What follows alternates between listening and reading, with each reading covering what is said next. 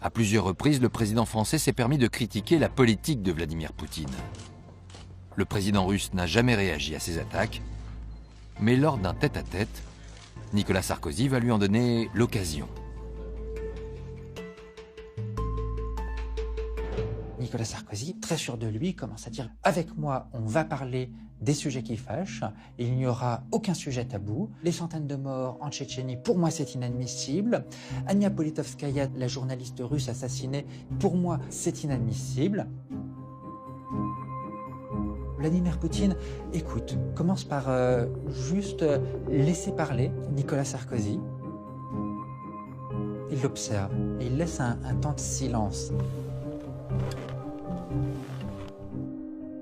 Un temps de silence qui d'ailleurs installe une certaine gêne. Et puis il prend un air un peu narquois et lui demande « C'est bon, t'as fini là ?»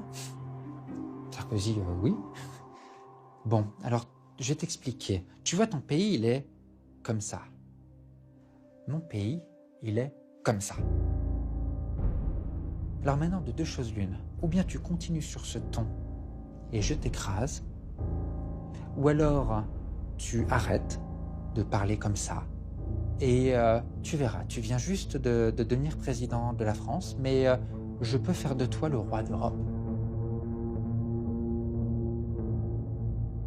On m'a juste dit que son discours était ponctué d'insultes, de propos humiliants, de façon à vraiment imposer sa volonté à Nicolas Sarkozy. Et Nicolas Sarkozy va être juste éberlué. Il n'en vient pas.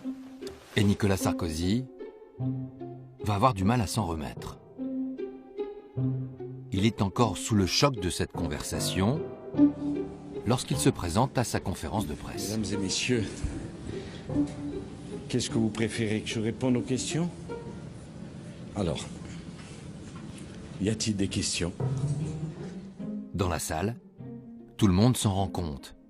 Et les journalistes s'amusent à penser que la rencontre avec Vladimir Poutine a été un peu trop arrosée de vodka. Les commentateurs de l'époque avaient oublié que Vladimir Poutine, lui, ne boit pas ou pratiquement pas, et Nicolas Sarkozy non plus d'ailleurs. On a eu cette interprétation sur la soi-disant ivresse de Nicolas Sarkozy, alors qu'il était en fait simplement KO debout du fait de l'humiliation que venait de lui infliger Vladimir Poutine.